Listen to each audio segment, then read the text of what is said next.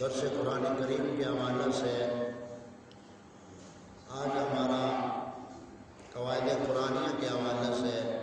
قاعدہ نمبر 15 ہم پڑھیں گے۔ کل ہم نے قاعدہ نمبر 14 میں کس لفظ کے بارے میں پڑھا تھا کہ بچے کو یاد ہو؟ لفظ خلق کے بارے میں۔ کس حوالے سے؟ لفظ خلق کے بارے میں، تخلیق کے حوالے سے کل ہم نے پڑھا، اور اس میں جو بنیادی بات آپ کو بتائی تھی تخلیق کے حوالے سے یہ کہ اللہ تعالیٰ کی قدرت صفت تخلیق پیدا کرنا اور ایک ہے پسند کرنا۔ تو تخلیق کے اعتبار سے تو ساری مخلوق کو اللہ تعالیٰ نے پیدا فرمایا۔ کفار مشرکین، کفر اور اسلام، ہر چیز کا خالق اللہ تعالیٰ ہے، اور ہمارے اعمال کا بھی خالق اللہ تعالیٰ ہے۔ آگے انسان اپنے کسب میں جزا سزا پاتا ہے۔ تو اللہ تعالیٰ کی تخلیق بھی حق ہے اور دوسرا اس کی پسند ہے۔ تو اللہ تعالیٰ نے پیدا تو کفار کو کیا لیکن کافروں کو پسند نہیں کیا۔ پسند کن کو کیا؟ اپنے پیاروں کو۔ تو تخلیق اور پسند دونوں کو مد نظر رکھا جائے تو مومن کا ایمان درست ہوتا ہے۔ تو آج ہم جو قاعدہ پڑھیں گے قواعد قرآنیہ میں سے قاعدہ نمبر 15، اس میں ہم لفظ حکم کے حوالے سے پڑھیں گے، یعنی حاکم، وکیل، مالک، ان چیزوں کو قرآن پاک نے بیان کیا۔ تو اس کا اصول سمجھیں کہ جب قرآن پاک میں حکم کے حوالے سے بات ہو یا حکم کے حوالے سے بات ہو یا کارساز اور وکیل کے حوالے سے بات ہو یا مالک کے حوالے سے بات ہو، اور یہ الفاظ قرآن پاک میں اور ان کی نسبت اللہ تعالیٰ کی طرف ہو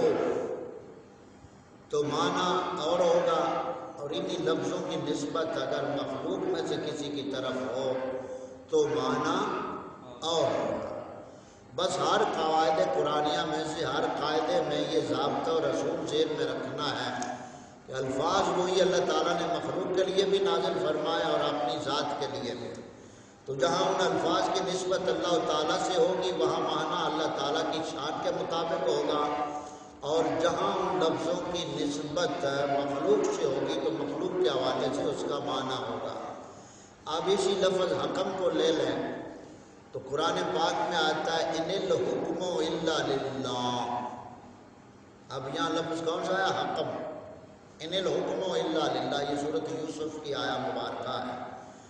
آیت نمبر سورۃ یوسف میں اور سورۃ الانعام میں بھی ان الحکم الا للہ، ان الحکم الا للہ، حکم نہیں ہے مگر اللہ کا۔ سمجھ نہیں آئی بات؟ تو یہاں حکم کی نسبت کس کی طرف ہے؟ اللہ تعالیٰ کی طرف۔ اب اسی آیت مبارکہ کو لے کر مولا علی شیر خدا رضی اللہ تعالیٰ عنہ کے مد مقابل خارجی گروہ ظاہر ہوا، خارجی فرقہ۔ وہ اسلام کا ہی نام لیوا تھا، خارج ہوتے۔ ہم نے خارج کی نشانیاں پڑھی، اور ان نشانیوں میں ان کی بڑی نشانی خارجیوں کی یہ ہے کہ وہ قرآن پڑھیں گے، قرآن پڑھ کر مسلمانوں کو مشرک کہیں گے، پڑھیں قرآن کے اور مسلمانوں کو مشرک کہیں گے، اور بتوں والی آیتیں نبیوں ولیوں کے اوپر فٹ کریں گے، اور ان کو من دون اللہ کہہ کر ان کو پکارنے والوں کو مشرک کہیں گے۔ یہ موٹی موٹی نشانیاں ہیں خارجیوں کی۔ تو ان الحکم الا للہ، یہ خوارج جو فرقہ ظاہر ہوا اس کا پس منظر یہ ہے کہ جب جنگ صفین میں مولا علی شیر خدا رضی اللہ تعالیٰ عنہ اور حضرت امیر معاویہ رضی اللہ عنہ کے درمیان یہ جنگ ہوئی،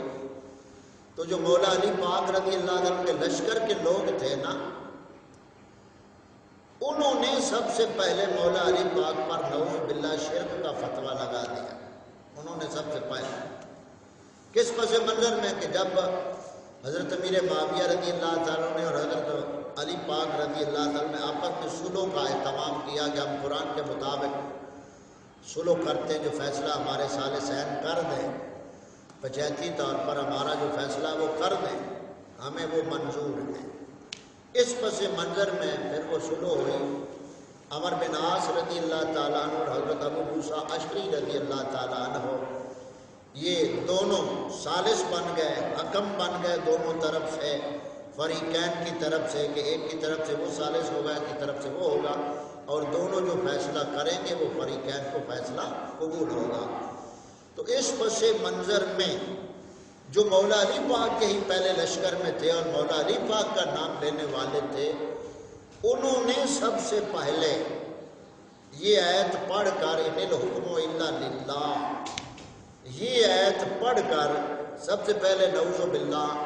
مولا علی شیر خدا کو انہوں نے مشرک کہا، شرک کا فتویٰ لگایا کہ اے علی تو نے اپنی خلافت کا فیصلہ حکومت کا کروانا ہے، تو تیرا فیصلہ تو اللہ تعالیٰ کر چکا ہے پہلے کہ اللہ تعالیٰ نے آپ کو حاکم خلیفہ بنا دیا ہے، تو آپ پھر یہ بندوں کو مخلوق میں سے کسی کو حاکم کیوں بنا رہے ہیں؟ تو مخلوق میں سے آپ نے حاکم بنا کر معاذ اللہ شرک کا ارتکاب کیا ہے، تو پہلے آپ معاذ اللہ شرک سے توبہ کریں، پھر ہم آپ کی بیعت کریں۔ تو خارجیوں نے یہی آیت پاک پڑھ کر قرآن پاک سے مولا علی شیر خدا پہ نعوذ باللہ شرک کا فتویٰ داغ دیا۔ تو جب خارجیوں کا یہ نظریہ انہوں نے برملا کہہ دیا، تو پھر جنگ نہروان میں مولا علی شیر خدا رضی اللہ عنہ نے خارجیوں سے جنگ کیا اور ان کو واصل جہنم کیا، لیکن ان پر پہلے تمام حجت کر دی خارجیوں کے اوپر کہ اپنے چچا زاد بھائی حضرت عبداللہ ابن عباس رضی اللہ تعالیٰ عنہ کو مولا علی شیر خدا نے بھیجا کہ پہلے جاؤ ان خارجیوں سے دلیل سے بات کر، دلیل سے پہلے، تاکہ ان پر حجت تمام ہو جائے۔ تو حضرت عبداللہ ابن عباس رضی اللہ تعالیٰ عنہ خارجیوں کے پاس گئے، ان کا جو سرغنہ تھا، ان کا جو سردار تھا، ان سے آپ نے بات کی کہ انہوں نے آگے یہ آیت پاک پڑھی۔ عبداللہ ابن عباس کے سامنے خارجیوں کے جو بڑا تھا خارجیوں کا، اس نے آیت پاک پڑھی، اس نے کہا کہ ان الحکم الا للہ، حکم تو صرف اللہ کا ہے، مولا علی پاک نے معاذ اللہ شرک کیا ہے، لہذا پہلے توبہ کرے پھر ہم آپ کی بات سنیں۔ اس پس منظر میں حضرت عبداللہ ابن عباس رضی اللہ تعالیٰ عنہ نے خارجیوں کے جو سردار خبیث تھا اس سے آپ نے فرمایا کہ آیت تو آپ نے حق پڑھی ہے لیکن مطلب اس کا باطل ہے، یعنی جو معنی تو بیان کر رہا ہے وہ معنی باطل ہے، آیت قرآن کی حق ہے، مطلب وہ نہیں جو تو کہہ رہا۔ اس پس منظر میں پھر حضرت عبداللہ ابن عباس رضی اللہ تعالیٰ عنہ نے اس کے سامنے آیت پاک قرآن پاک سے پڑھی، حکم من اہلہ و حکم من اہلہا، سورۃ النساء کی آیت نمبر 35 عبداللہ ابن عباس نے ان کے سامنے پڑھی کہ اگر یہی تمہارا مطلب مفہوم اس آیت پاک سے ہے تو پھر ادھر یہاں کیا حکم لگاؤ گے، یہ بھی تو قرآن پاک میں ہے۔ سورۃ النساء کی آیت پاک آپ نے تلاوت فرمائی عبداللہ ابن عباس نے رضی اللہ تعالیٰ عنہ نے کہ اللہ تعالیٰ فرماتا ہے کہ جب خامد اور بیوی کی مخالفت کا اندیشہ کرو، یعنی سوانی بندہ خامد بیوی شوہر بیوی اگر آپس کدی جھگڑا ہونا دا ہو جاوے یا انہاں واسطے اگر تسی مخالفت کا اندیشہ کرو بھئی انہاں دا جھگڑا نہ پوے یا جھگڑا انہاں دا زیادہ بدڑ چاہتا ہے، تو قرآن پاک کی فرمایا حاکم من اہلہ و حاکم من اہلہا، تو ایک حکم یعنی انصاف کرنے والا، عدل کرنے والا، حکم کرنے والا ایک شخص آپ شوہر کی طرف سے لیں اور ایک حکم ثالث فیصلہ کرنے والا وہ بیوی کی طرف سے لیں، تو وہ دونوں مل کر خامد اور بیوی کا جو جھگڑا ہے اس کو صحیح طریقے سے فیصلہ کر کے دونوں کی شکر رنجی کو، دونوں کے اس یعنی غلط فہمی کو دور کر دیں، یا جس کی زیادتی ہے اس کو بتائیں کہ بھائی یہ آپ کی زیادتی ہے، آپ یہ چھوڑیں، اور اگر بیوی کی زیادتی ہے جو بیوی کی طرف سے حکم مقرر کیا گیا ہے وہ اس کی بیوی کو سمجھائے کہ یہ تمہاری غلطی ہے اور تم نے اس بات کو چھوڑنا ہے، تو اس طرح ان کی آپس میں وہ دونوں جو حکمین ہیں، دونوں طرف کے حکم ہیں، حکم کرنے والے ہیں، ثالث ہیں، تو ان کی بات اصل میں قرآن پاک نے بیان فرمائی کہ وہ حاکم جو بھی فیصلہ اسلام کے مطابق کریں گے وہ فیصلہ صحیح ہوگا۔ تو اس اصول کو اتنی سی بات میں آپ نے سمجھ لیا کہ حکم کا ذکر آئے، مالک کا ذکر آئے، وکیل کا ذکر آئے، کارساز کا ذکر آئے، مالک کا ذکر آئے، تو وہاں جب اللہ تعالیٰ کی طرف نسبت ہوگی تو معنی حقیقی ہوگا کہ اللہ تعالیٰ حقیقت میں مالک الملک ہے، حساب لینے والا اللہ تعالیٰ کی ذات ہے حقیقت میں۔ سمجھ نہیں آئی؟ اور جب مخلوق کی طرف یہی نسبت لفظوں کی ہوگی تو اس کا مطلب مجازی طور پر ہوگا کہ جیسے حقیقت میں حاکم اللہ تعالیٰ ہے اور مجازن جو حاکم ہے وہ فریقین کے یعنی جو ثالثین ہیں، خاوند اور بیوی کی طرف سے جو فیصلہ کرے شریعت کے مطابق وہ بھی اللہ تعالیٰ کا فیصلہ ہوگا۔ تو اسی طرح اللہ تعالیٰ نے اپنے محبوب کو بھی حکم فرمایا، جیسے ان الحکم الا للہ، حکم نہیں مگر اللہ تعالیٰ کا، تو اللہ تعالیٰ نے اپنے محبوب کریم صلی اللہ علیہ وسلم کے لیے بھی لفظ حکم فرمایا، اور یہ آیت پاک سورۃ النساء کی آیت نمبر 65 ہے۔ اللہ تعالیٰ ارشاد فرماتا ہے فلا وربک لا یؤمنون حتی یحکموک فیما شجر بینہم الی آخرہ، بس آپ کے رب کی قسم یہ لوگ مومن نہ ہوں گے یہاں تک کہ آپ کو اپنے اختلافات میں حاکم نہ مان لیں۔ تو معلوم ہوا کہ مومن اصل میں وہی ہے جو اپنے ہر معاملے میں، خواہ دین کا معاملہ ہو اور خواہ دنیا کا معاملہ ہو، ہر معاملے میں جو آقا کریم صلی اللہ علیہ وسلم کو اپنا حاکم مانتا ہے تو وہ مومن ہے، اور محبوب کریم صلی اللہ علیہ وسلم جو فیصلہ فرما دیں اس فیصلے کو دل و جان سے مان لے اور اپنے دل اور سینے میں اس فیصلے سے تنگی نہ پائے تو وہ مومن ہے۔ اب مومن کی پہچان آسان ہو گئی کہ اللہ تعالیٰ حاکم ہے، حاکم مطلق ہے، وہ پوری کائنات کا خالق، مالک، رازق اور حاکم ہے، اور اللہ تعالیٰ نے اپنے محبوب صلی اللہ علیہ وسلم کو شریعت کا اور پوری خدائی کا حاکم بنا دیا۔ تو اب جو حاکم مانتا ہے آقا کریم صلی اللہ علیہ وسلم کو وہی مومن ہے، اور جو فیصلہ آقا کریم صلی اللہ علیہ وسلم فرما دے اس کو من و عن دل و جان سے مانے اور اپنے دل میں اس فیصلے سے تنگی نہ پائے تو وہ مومن ہے، اب وہ مرد ہو یا عورت۔ یہ سورۃ احزاب میں اللہ تعالیٰ نے فرمایا اذا قضى اللہ ورسولہ، جب اللہ اور اس کا رسول کوئی فیصلہ فرما دے تو کسی مومن مرد اور کسی مومن عورت کے لیے یہ جائز نہیں کہ اس کو کوئی اپنا اختیار باقی رہ جائے۔ اگر وہ اپنا اختیار اب بھی باقی رہے تو پھر وہ مومن نہیں رہ سکتے۔ تو گویا جس نے اللہ تعالیٰ اور اس کے محبوب کریم صلی اللہ علیہ وسلم کے حکم اور فیصلے کو مان لیا وہی مومن ہے۔ سمجھ آ گئی؟ تو یہاں ہم آخری بات کرتے ہوئے، بچے جلدی پہنچو، شابش، یہاں سیدھے بیٹھو، یہاں ہم آخری بات کرتے ہوئے یا مومن کی پہچان آسان ہو گئی۔ نبی پاک صلی اللہ علیہ وسلم نے جو فیصلہ فرما دیا دنیا کے حوالے سے اور دین کے حوالے سے، اس فیصلے کو ماننا دل و جان سے خوش ہو کر وہ مومن ہے۔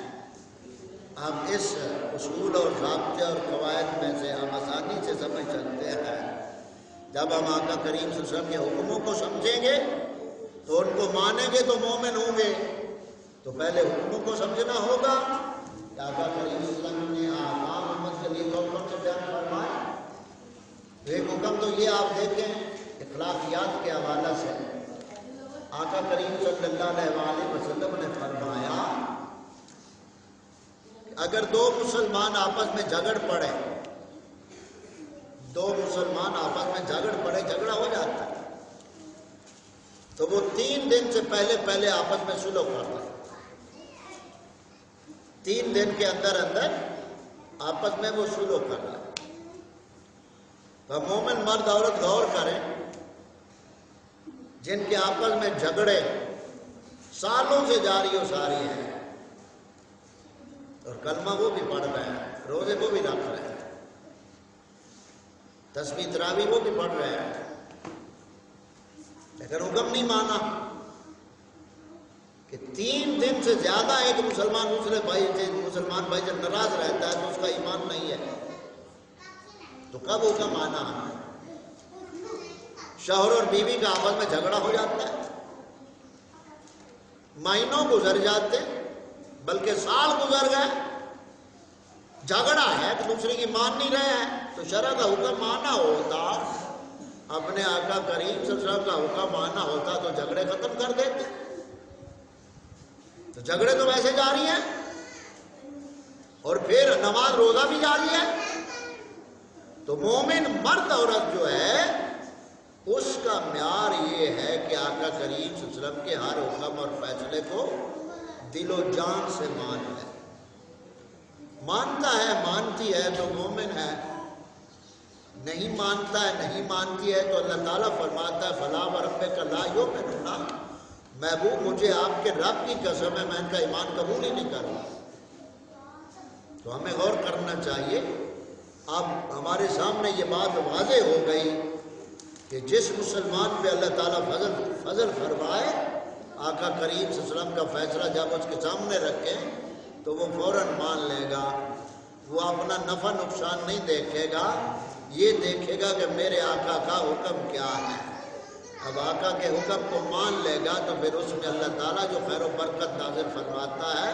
وہ دونوں جہانوں کی کامیابی ہوتی ہے۔ تو اللہ تعالیٰ ہمیں صحیح امتی بننے کی توفیق عطا فرمائے۔